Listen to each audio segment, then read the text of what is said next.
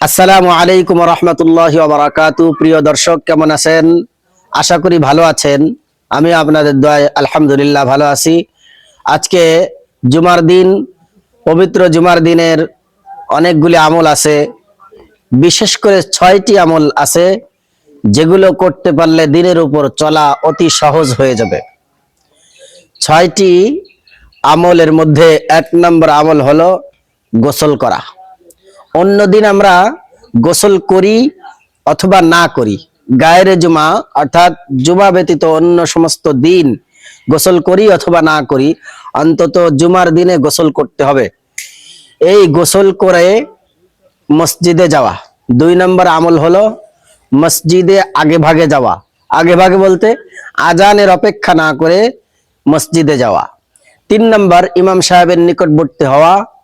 4 নম্বর মনোযোগ সহকারে খুতবা শ্রবণ করা।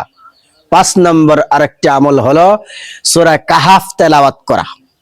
6 নম্বর আমল হলো জুমার দিন আসরের নামাজের পরে কারো সঙ্গে কথা না বলে ওই জায়গায় বসে 80 বার এই দুরূদ শরীফটি পাঠ করা।